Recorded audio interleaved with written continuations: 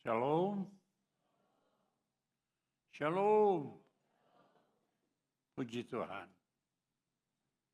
Hari ini adalah hari besar yang luar biasa buat Gereja Bethel Indonesia. Sebab 6 Oktober 1970 untuk pertama kalinya berdirilah Gereja Bethel Indonesia. Hari ini sudah berusia 54 tahun, tetapi gereja yang masih muda cuma 54 tahun telah memenangkan perjuangan pergumulan melebihi gereja yang sudah 4 abad, 5 abad di Indonesia.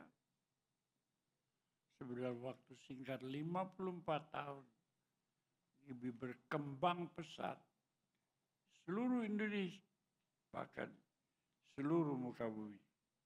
Ya,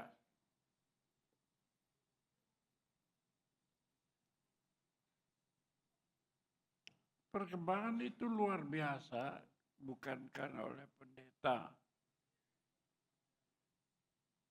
bukan oleh gembala, tapi oleh Allah sendiri.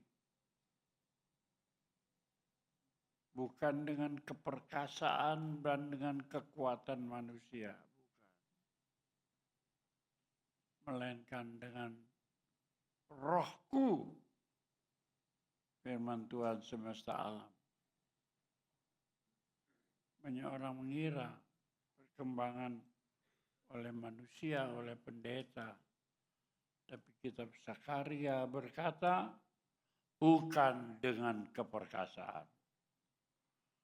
Bukan dengan kekuatan.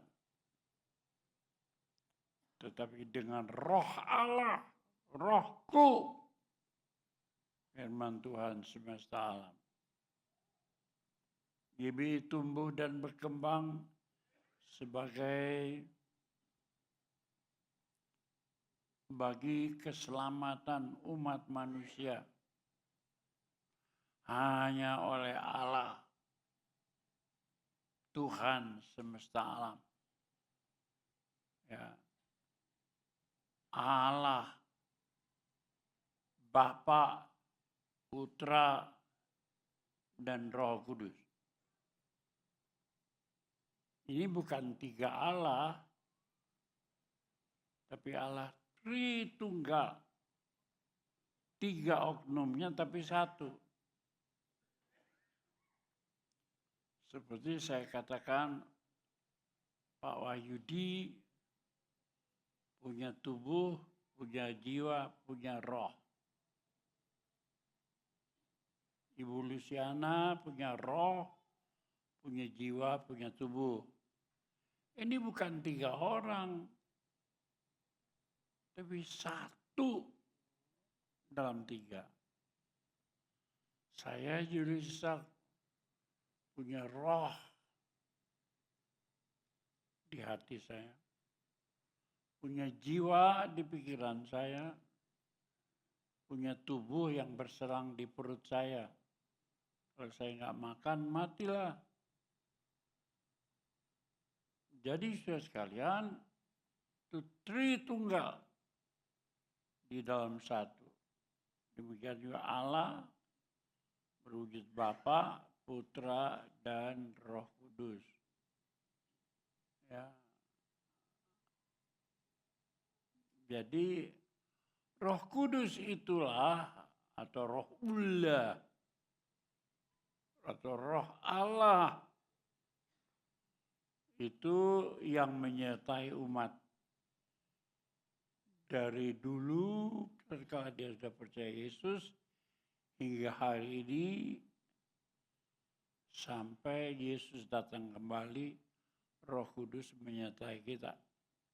Kalau kita sungguh-sungguh tinggal di dalam iman. Dialah Allah yang awal. Dialah Allah yang akhir. Sehingga dikatakan dalam kitab Kejadian pasal 1 ayat 1, pada mulanya Allah. Allah Allah menciptakan langit dan bumi. Allah sang pencipta. Dia itu pada mulanya. Dan juga dia akhirnya. Dalam kitab Wahyu pasal yang kedua dikatakan dialah Alfa, dialah Omega. Dia Allah yang mengawali segala sesuatu. Mengawali hidupmu, mengawali napasmu. Mengawali alam semesta. Sampai akhirnya mengakhiri. Nanti pada akhir zaman, langit dan bumi ini digulung. Apa maksud digulung saya tidak tahu. Yang pasti diakhiri. Mungkin digulung itu melalui bom atom hidrogen. Dihancurkan sampai langit baru dimunculkan. Dalam Kejadian pasal 1 ayat 1 sampai 4 dinyatakan, baca bersama-sama. Pada mulanya Allah menciptakan langit dan bumi. Bumi belum berbentuk, gelap gulita menutupi samudera raya. Roh Allah melayang-layang di atas permukaan air. Jadi dalam kegelapan itu belum berbentuk, ada satu roh. Seperti angin, tidak kelihatan mata, itu di atas permukaan samudera raya. Sebab dulu dunia itu belum ada daratan, yang ada cuma lautan yang luas. Ya. Di atasnya melayang-layang roh Allah. Kemudian baru Allah berfirman. Jadilah terang, tadi kan gelap. Jadilah terang, terang itu jadi. Allah melihat bahwa terang itu baik. Lalu dipisahkannya lah terang dari gelap. Terang diciptakan, maka terpisahlah dengan gelap. Inilah pekerjaan Allah yang pertama melalui Roh Kudus. Tadi kan Roh Allah yang melayang-layang. Kemudian berfirman Allah, jadilah terang. Terang itu jadi, yang gelap itu pergi. Nah, Allah mau membuat di dalam hidup kita ada hal-hal yang indah demikian. Banyak orang tidak menyadari kerja apa saja rugi, hidup sama siapa juga bercerai, enggak cocok, cari istri yang cantik, tapi cekcok. Buka dagang apa juga tidak berhasil. Orang bilang sial. Pernah ngetahui nggak kenapa sial? Selama hatimu belum datang kepada Tuhan, hidupmu gelap. Dan kalau hidup yang gelap itu tidak pernah berhasil, sial. Kecuali terang itu datang. Terang itu mengusir kegelapan. Membuat nasib kita yang jelek, nasib kita yang gelap itu jadi baik. Di sanalah kita baru memulai hidup yang benar. Diam, tenang, tanya ke dalam dirimu. Dirimu hidupnya gelap atau terang? Nasibmu baik atau jelek? Rumah tanggamu harmonis apa enggak? Cekcok pasti ada. Cekcok itu baik untuk menyesuaikan pendapat suami istri sehingga terjadilah cekcok di dalam Kristus, kita bawa di dalam doa, ya, tapi akhirnya menjadi baik. Di dunia ini tidak ada pernikahan yang cocok. Tapi yang banyak pernikahan yang cekcok. Tapi pernikahan yang cekcok itu kalau dibawa ke bawah kaki Kristus menjadi cocok. Istri saya masih hidup di sini. Usianya 81 tahun. Saya 85, sebentar lagi 86. Bedanya 5 tahun. Banyak saya cekcok. Tapi kalau cekcoknya memuncak, kemana kita lari? Doa di bawah kaki Yesus. Satu ketika kita cekcoknya udah memuncak. Rasanya tidak bisa diatasi sendiri. Saya panggil istri saya ngomong pelan-pelan. Dulu kita mau kawin kan maunya berbahagia. Kenapa hari ini kita ribut melulu, cekcok melulu.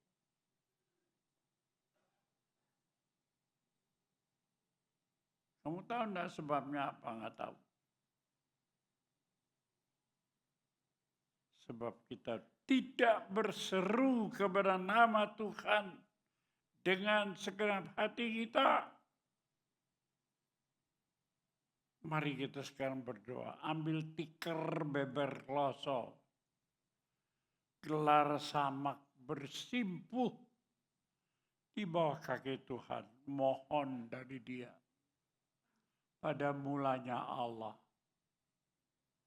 Allah menciptakan langit dan bumi. Allah menciptakan kita manusia. Jadi kita ini bergantung sepenuhnya pada Dia. Ayo kita mohon bimbingan. Jadi dua orang yang bertengkar ini menangislah di bawah kaki Tuhan. Siapa di sini suka bertengkar? Nasihat saya tidak ada jalan keluar lain kecuali menangis di bawah kaki Tuhan. Jangan saling menuduh, makin ribut, makin berkelahi. Makin tidak cocok, bahkan benci. Kalau saking membenci, satu kali hilap. Kalau hilap, ada yang ambil pisau, ada yang ambil bedok, ada yang mengambil celurit. Selesaikan masalah kita dengan bedok.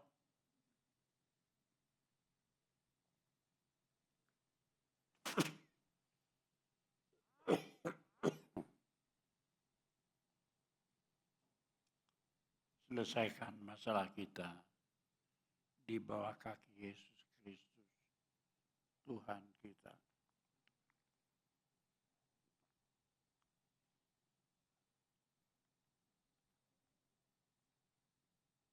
Hari ini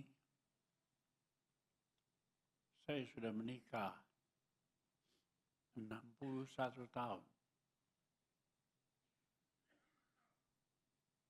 Ruby wedding sudah lewat.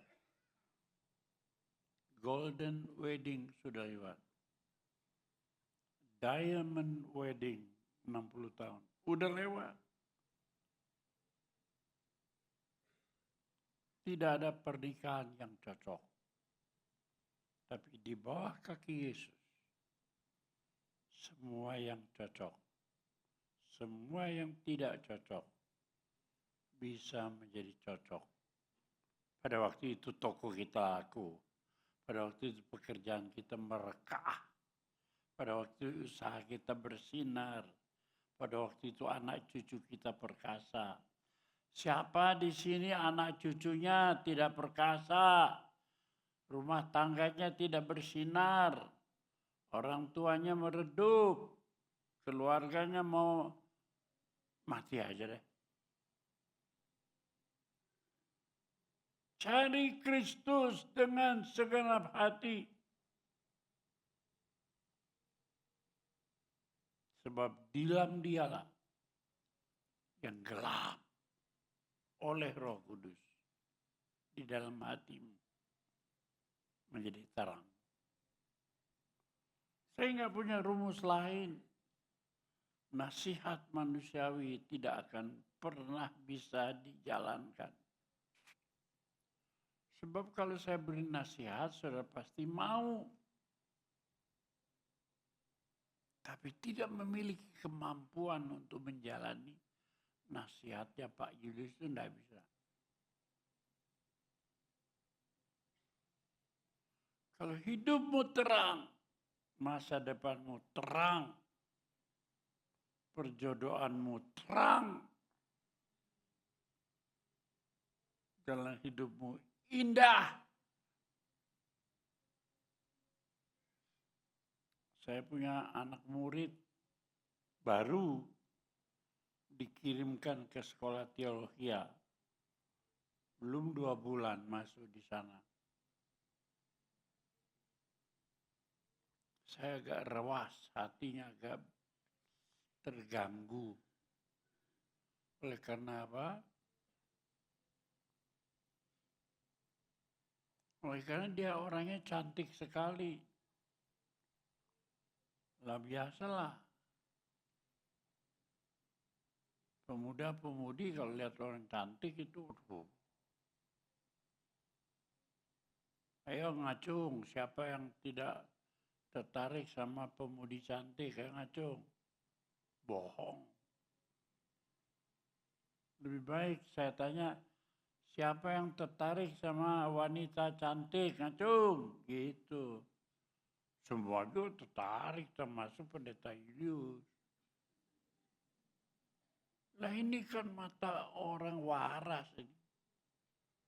Ada orang cantik kan mau lihat sini. Pendeta, anugerah Allah kalau bisa lihat perempuan cantik. Tapi awas-awas, jangan sampai kita berdosa. Tuhan bilang kamu boleh marah, tapi jangan berdosa. Tuhan bilang kamu boleh jatuh cinta, tapi jangan berdosa. Kamu boleh lihat, tapi jangan berdosa. Nah, kalau saya lihat perempuan cantik, noleh juga. Tapi jangan terus menoleh. Jangan terus menoleh, di belakang tuh ada istri saya. Jadi kalau mata saya sudah melotot itu, dalam nama Yesus, lindungi hamba-Mu Tuhan. Lindungi hamba-Mu Tuhan, dalam nama Yesus. Ingat Yesus waras lagi. Pasti. Dalam nama Yesus. Burung boleh lewat di atas kepala kita. Kita tidak bisa melarang itu burung lewat di atas kepala kita. Tapi kita bisa melarang dia kalau hinggap di atas kepala kita. Betul nggak? Ini kok banyak orang diem aja. Burung di atas kepalanya. Ya, lihat. Lama-lama berak di atas kepalamu.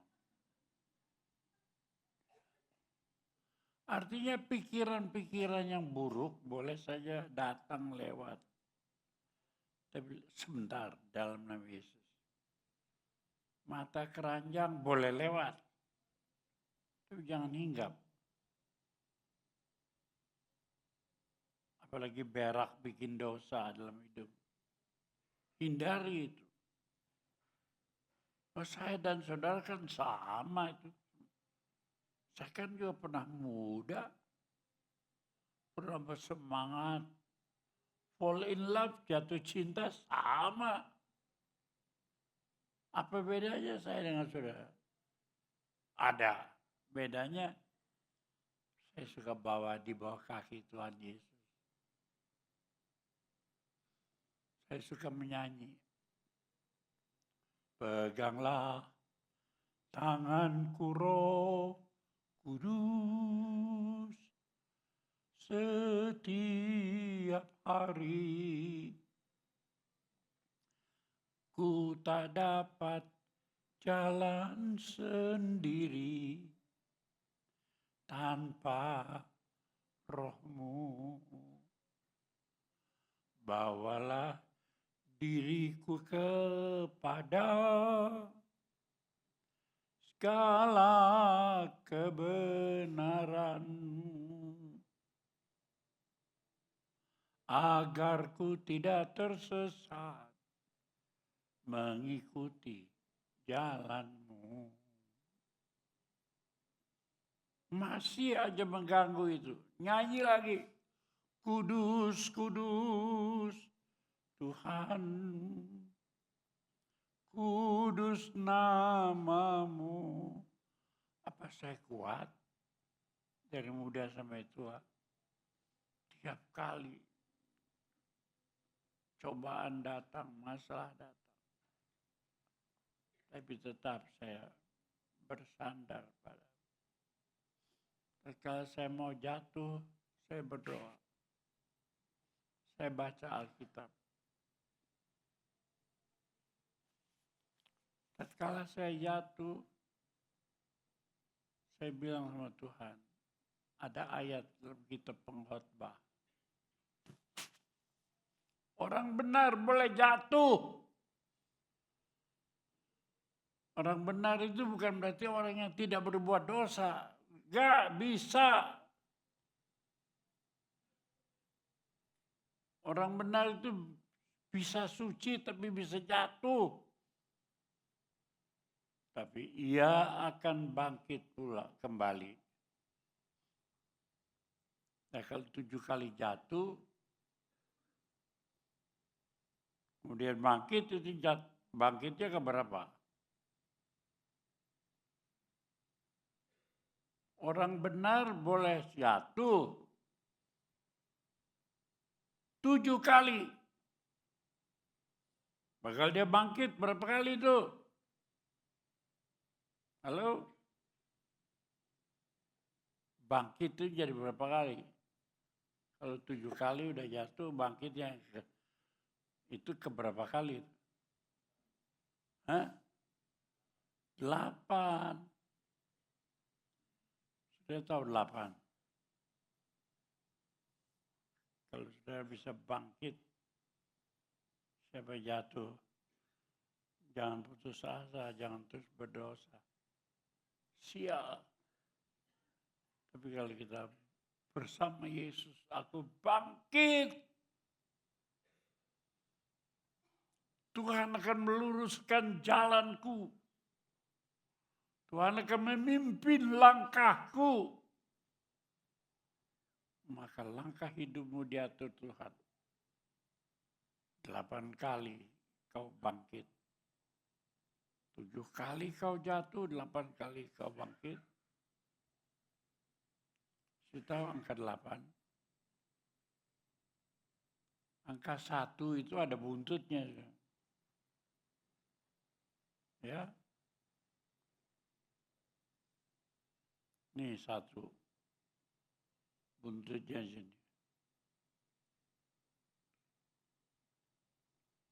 2 itu kepalanya, buntutnya 2. 3 kepalanya, buntutnya, tengahnya 3. 4.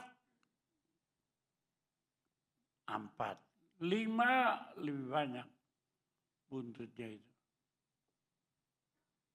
7 2. Kepala sama buntut. 8 ada buntutnya nggak?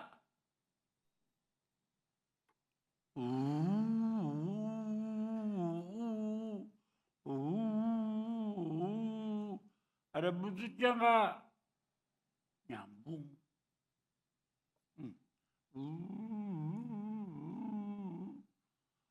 Orang Tionghoa paling suka angka 8. Sebab itu angka kita. Artinya nggak ada putusnya itu rezeki. Nggak ada putusnya, nyambung terus. Hoki lah. Hoki. Besar. Kenapa? Bawa sama Tuhan Yesus. Bawa pada Tuhan Yesus.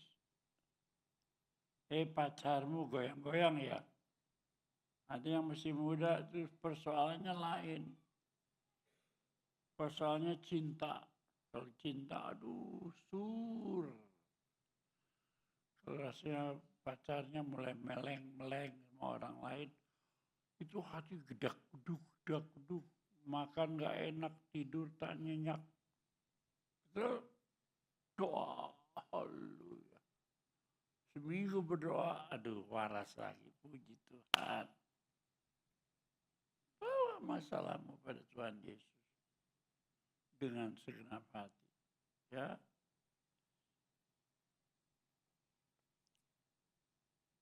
Segala sesuatu akan jadi terang oleh pengajaran roh.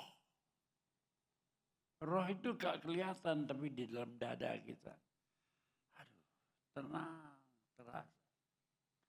Aku udah berdoa, dijawab oleh Roh Kudus. Hatiku tenang karena sudah datang terang. Setelah datang terang, hatiku tenang. Dalam 1 Samuel pasal 10 ayat 6 dan 7. Maka roh Tuhan akan berkuasa atasmu. Dan engkau akan kepenuhan bersama-sama dengan mereka. Dan berubah menjadi manusia lain.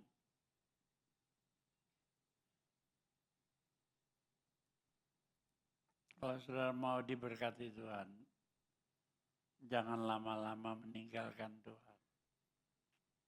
Balik. Kalau tidak balik dari mimbar ini aku katakan nasibmu bakal sia.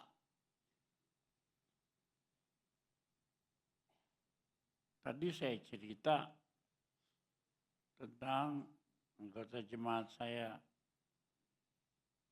yang baru ke Bandung. Hati saya gelisah. Saya kasih teori 2. Kamu sekolah teologi di Bandung ya. Kamu cantik. Semua mata tertuju padamu. Hati-hati pergaulan. Jangan sampai salah. Salah pilih. Karena kamu ditembak dari segala penjuru. Tidak tahan. Asal pilih. Waduh. Siapa cantik di sini? Siapa pintar sekolah? Siapa jadi masyhur, hebat? Kau akan ditembak. Kalau yang nembak itu benar, orang-orang yang di dalam gereja yang takut akan Allah, kau akan dapat jodoh yang baik. Tapi kalau yang nembak itu yang biasa di klub malam, yang biasa hura-hura, yang biasa lihat duit gitu. Pasti dia senang sama kau cantik. Pasti dia senang karena kau terkemuka, terpelajar, pintar, calon insinyur. Siapa yang tidak mau? Kau calon master, siapa yang tidak mau? Tapi motifnya, waduh. Kalau dapat dia, aku beruntung dapat duit.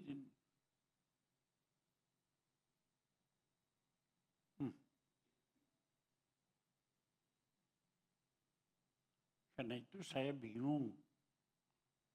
Lihat orang pergi cantik, lalu sana sini tembak sama dia.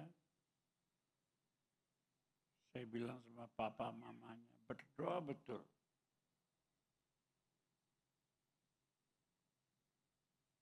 Supaya anakmu dipimpin Tuhan dan diberkati Tuhan.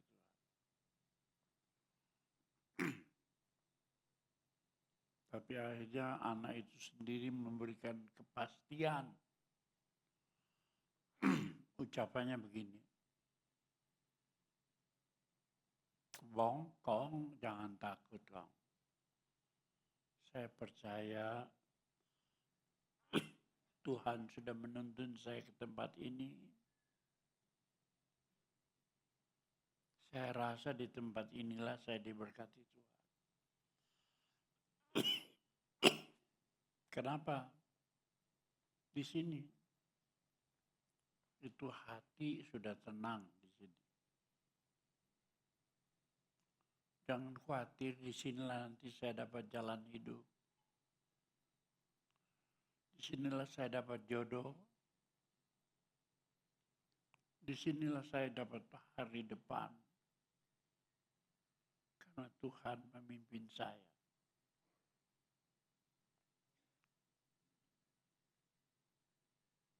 Halo, saudara Kongkong ada di sini ya?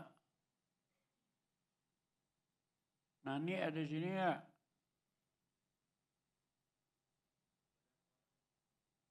Beda sore. Saya belum bertemu papa mama. Tapi saya bangga. Ada seorang muda yang mantap bersama Yesus. Saya pasti menang. Waduh. Saya nggak ragu-ragu lagi. Ini tempat yang tepat. Saya ada di sini.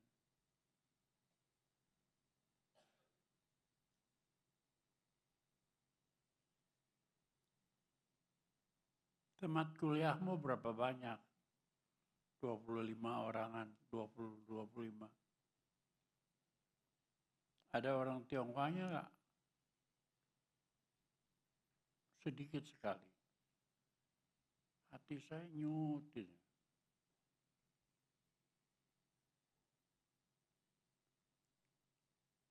Tapi di gereja banyak. Banyak. Aksi yang di GB Bandung dipimpin oleh Pendeta Rubin. Banyak. Di situ saya nanti belajar. Di situ saya nanti melayani Tuhan. Nanti Tuhan mengatur hidup saya. Aduh, saya pikir kalau ada seorang pemudi yang mantap begini, pasti ucapannya itu dari imannya. Dan ucapan iman yang positif itu pasti diberkati Tuhan. Jangan cuma asal hidup, semua orang muda bercita-cita baik. Tapi jalan hidupnya nanti jadi tidak baik. Tapi kalau bersama Yesus, mantap. Saya ini dulu ya, anggota pemain musik berdirinya di sebelah sini.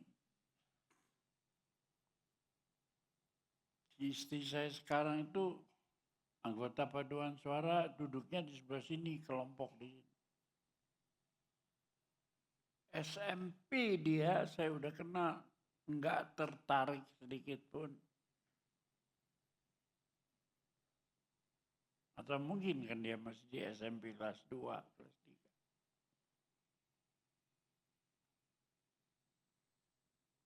3. Tapi Tuhan lama-lama bilang, dia itu jodoh apa dia Tuhan. Aku nggak tertarik kok.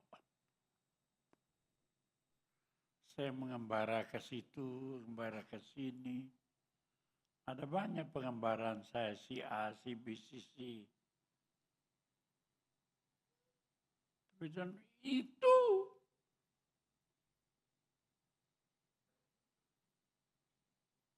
akhirnya Tuhan tujukan. Saya taat. Ya udah, kalau harus ini. Saya datang di rumahnya, kenalan sebentar, artinya mendalami. Sudah suara Tuhan datang. Mantap, mantap. Gampang. Cium. Udah cium tuh SMA kelas 2 itu. Gemetaran. Ulangan dapat 3. Orang kalau habis dicium tuh siapa bilang enak. Ulangan dapat 3 tuh. Ternyata ciuman itu membuat orang gemetar sampai nggak bisa ngatur pikirannya, ulangan dapat 3. Tapi setelah dia mantap, gitu tenang, tenang. Malah dapat 8, 9. Yang pertama itu bikin goyang. Ini mantep nggak nih? Oh namanya saya kalau bikin orang udah berharap, cium lagi berarti pacar. Sekali cium, tidak main-main. Gitu. Siapa di sini suka cium orang tapi main-main, bertobat dalam nama Yesus. Kok berani cium orang? Seenak-enaknya. Kalau cium pipi sih nggak apa-apa, mesti separuh lah dosanya. Tapi kalau udah kecup, kiss, I love you. Ingat loh, 3/4 jiwanya ke bawah semua. Jadi setiap perempuan jangan mau dicium, kiss. Setengah nyawamu melayang. Kalau besok ketahuan ini penjual narkoba, kau jadi istrinya, katut terseret jadi penjual narkoba. Kalau yang cium kau tuh bajingan, kau jadi istri bajingan. Jangan main-main. Jangan pernah mau dicium. Kalau belum Tuhan memberi petunjuk, dia itu pacarmu. Oke? Roh Tuhan akan berkuasa atasmu. Engkau akan berubah menjadi manusia lain. Ini yang penting itu kau harus beribadat betul. Ya, sampai penuh Roh Kudus. Nanti kau berubah menjadi manusia lain. Ya. Apabila tanda ini terjadi padamu, buatlah apa saja yang didapat oleh tanganmu. Allah menyertai engkau. Kau berubah menjadi orang perkasa. Pria yang perkasa, wanita yang bijaksana. Jangan takut, Allah beserta engkau.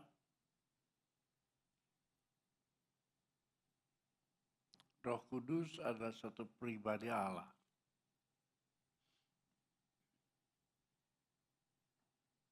Pribadi yang ketiga dari Allah Tritunggal, Bapa, Anak, Roh Kudus. Ya. Ia penolong bagi hidup orang beriman. Kalau Roh Kudus masuk dalam hidup kita nggak main-main. Mantap. Dalam langkah-langkah hidup kita, dia menjadi penolong. Yang menuntun langkah-langkah kita sesuai dengan kehendak Allah. Yang menuntun perbuatan kita sesuai dengan kehendak Tuhan. Roh Kudus tidak menuntun kita kepada hawa nafsu. Roh Kudus tidak menuntun kita kepada dosa. Tapi dia menuntun kita supaya kita menghindari segala dosa. Ya. Hingga kita memperoleh keselamatan dari Bapa. Banyak. Keselamatan itu lagi di dunia, selamat. Pekerjaan kita selamat. segala satu selamat. Siapa di sini merasa kurang selamat? Usahanya kurang diberkati sebab kau tidak sungguh-sungguh mencari Tuhan. Kalau kau orang Kristen yang pura-pura. Cari Tuhan dengan segenap hatimu. Maka dia akan membuka jalan. Tapi Matius 5 ayat 3. Carilah dulu kerajaan Allah dan kebenarannya. Bukan cari masuk di gereja, bukan. Kalau kau masuk di gereja, cari kerajaan Allah. Saya mau jadi pengiring Yesus supaya saya mendapat kerajaan. Saya kalau mati masuk surga. Jadi saya tidak khawatir karena saya mengambil keputusan hidup menempatkan Kristus. Ya, di tempat yang nomor 1. Jadi Roh Kudus itu adalah pribadi ketiga yang menuntun kita. Apabila ia datang, ia akan memimpin kita kepada seluruh kebenaran yang diberikan kepada kita. Ya. Pada mulanya adalah firman, firman itu Allah. Firman itu bersama-sama dengan Allah. Pada mulanya bersama-sama dengan Allah. Segala sesuatu dijadikan oleh Dia. Dan segala sesuatu yang telah dijadikan oleh Dia. Allah adalah pencipta hidup kita. Allah adalah pencipta alam semesta. Bukan hanya hidup secara alam. Saudara hidup secara alam itu namanya bios. Punya napas, punya hidup, punya darah. Itu hidup duniawi. Tapi Tuhan mau memberikan satu hidup yang lebih tinggi.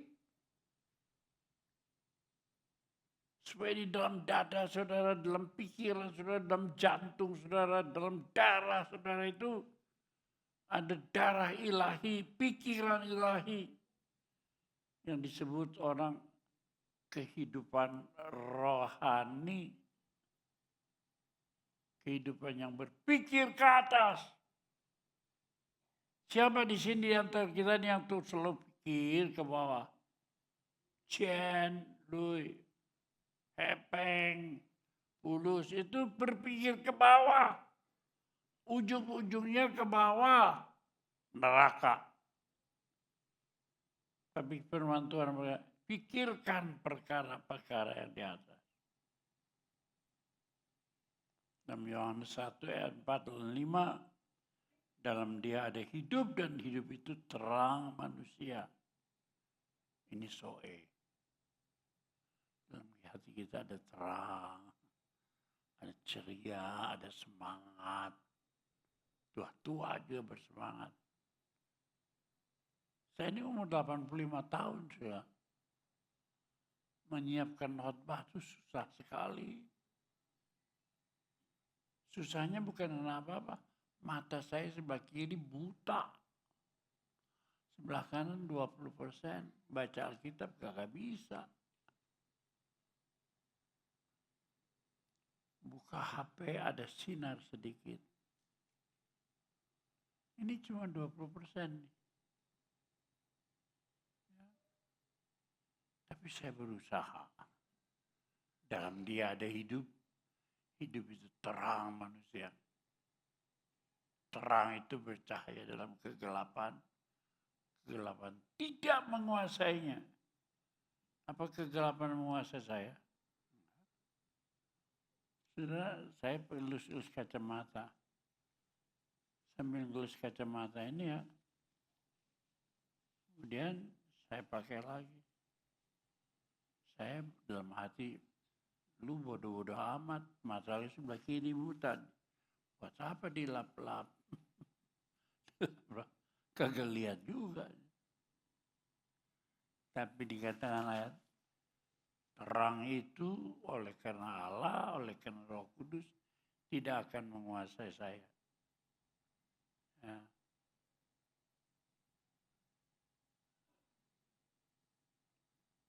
Dia yang diam di antara kita itu Yesus bagi kemuliaan Bapa, penuh kasih dan kebenaran. Dialah anak domba Allah yang menghapus dosa isi dunia. Haleluya. Akhirnya roh itu yang sudah membangkitkan Yesus, besok dia juga akan membangkitkan kita dari kematian. Tapi hari ini dia membangkitkan kita dari semangat yang padam, hidup yang loyo. Siapa yang semangatnya padam? Siapa yang hidupnya loyo, tak punya pengharapan? Saudara nggak merasa itu? Saya cuma kasih tahu ya. Kalau orang tuamu semangatnya padam dan tidak dibangkitkan oleh Kristus, dia akan menurunkan anak atau cucu yang semangat juga padam. Kalau orang tuamu punya penyakit asma, nanti anak cucunya asma. Kalau orang tuamu, bapakmu atau ibu punya penyakit, semangat patah, hidup pesimis, itu semangatmu akan padam, nggak kuat. Tapi kalau dia bangkit dalam kekuatan, semangatnya kuat. Saya semangatnya kuat. Kenapa? Engkong saya kuat. Oma saya kuat. Dia yang membawa saya kepada Kristus pertama kali. Anak saya kuat. Rubin Adi. Cucu saya kuat. Jessica, Jovita. Buyut saya kuat. Kenapa nurun? Sekarang kau tidak bisa pakai ilmu pengetahuan. Kepalamu boleh diisi dengan ilmu. Kau boleh punya gelar macam-macam. Pintar kau. Tapi semangatmu loyo. Segera datang kepada Yesus. Sehingga terang itu kembali memenuhi hidupmu. Dan besok roh yang membangkitkan Yesus, dia juga akan membangkitkan engkau dalam hidup yang kekal. Gereja Betel Indonesia percaya Roh Kudus. Roh inilah yang menjadikan dasar kehidupan dan perkembangan Gereja Betel. Sehingga sekarang berusia 54 tahun dan mencapai perkembangan yang luar biasa. Bahkan seluruh penjuru dunia berkembang dalam waktu yang singkat. 54 tahun. Ya.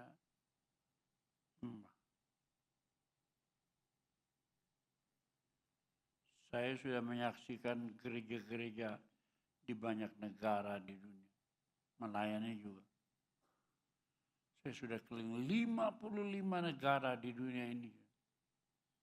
Tapi saya lihat gereja-gereja yang memuja Yesus dan menjunjung Roh Kudus. Kalau orang dalam gereja kan nyanyi Yesus, Yesus. Tapi tidak menjunjung Roh Kudus. Tapi kalau di rumah, di tiap pekerjaan, Roh Kudus. Kita benar, kita disucikan oleh Roh Kudus. Maka saudara akan diberkati Tuhan luar biasa. Saya keliling di Amerika. Saya belajar di Amerika. Ya. Di sana sudah sekarang ada gereja Baptis, ada gereja Assembly of God, dan ada gereja yang ketiga Church of God. Ini semua gereja-gereja Roh Kudus. Ya. Baptist Church itu gereja Baptis, gereja yang percaya Roh Kudus. Kemudian Assembly of God, sidang jemaat Allah. Itu juga percaya Roh Kudus. Di Korea Assembly of God-nya itu gereja Yonggi-cheok di Seoul, Korea. Gereja yang terbesar di dunia waktu itu. Dan gereja kita di Amerika bekerja sama dengan Church of God, COG. COG itu kerjasamanya sama gereja Betel. Ya, 1970 kita kerjasama mulai. Sampai sekarang Ruben Adi menjadi ketua dari Church of God. Jadi Ruben Adi ketua GBI tapi ketua Church of God juga. Jadi kalau di Amerika dia keliling, dia khotbah di antara Church of God yang rekan gereja kita. Di Korea gereja terbesar itu ya Yoido Assembly of God yang dipimpin oleh Young Cho yang mempengaruhi gereja-gereja di Korea, Seoul, Korea, sehingga gereja-gereja lain suka berdoa, mohon Roh Kudus. Dimulai dari seorang wanita, mertuanya yang Cho, suka bangun bukit-bukit doa, goa-goa doa, Jumat pada rame-rame masuk bukit doa, rumah doa, Roh Kudus bekerja luar biasa. Nah, gereja Betel Indonesia bukan bagian daripada gereja tua. Bukan bagian dari gereja Ortodoks Yunani. Bukan pula gereja Katolik. Bukan. Kalau Katolik ada rajanya. Kita tidak punya raja di dunia. Di Vatikan tidak ada raja. Kita punya raja di sorga. Namanya Allah di dalam Yesus Kristus. Kita bukan juga bagian dari gereja Protestan, bukan.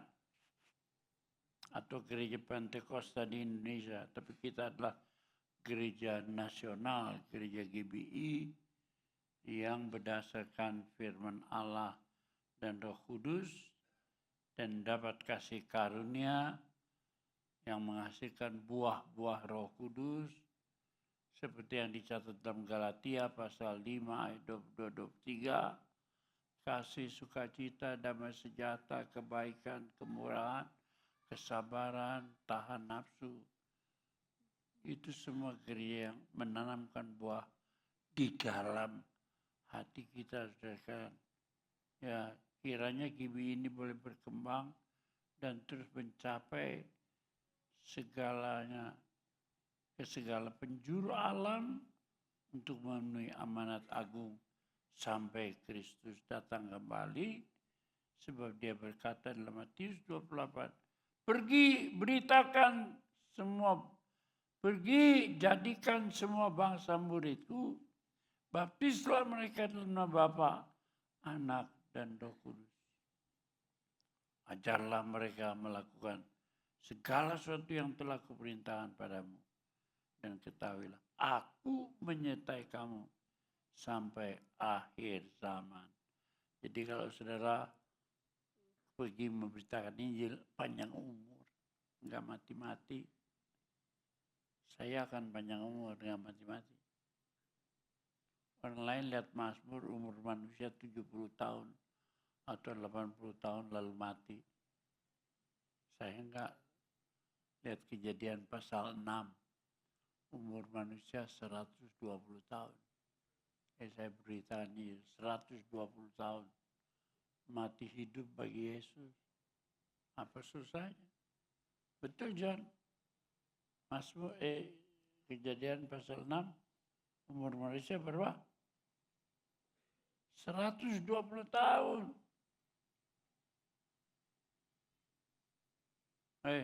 Niko baca.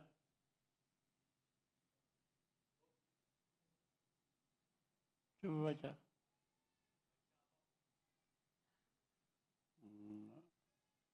Apa tadi gue bilang? Kejadian pasal 6.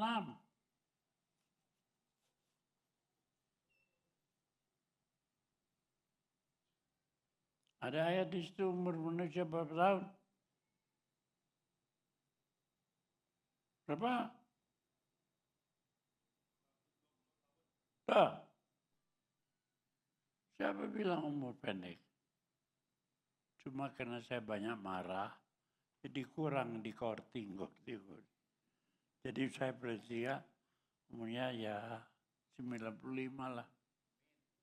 Karena 120 dikurangi marah-marah, jadi 95. Tapi kalau sudah berhenti marah, kabarkan Injil, umurnya 120 tahun, bahkan tidak mati, seperti Elia. Seperti siapa lagi yang tidak mati? Enoh tidak mati. Melainkan terangkat di surga. Besar anugerahmu.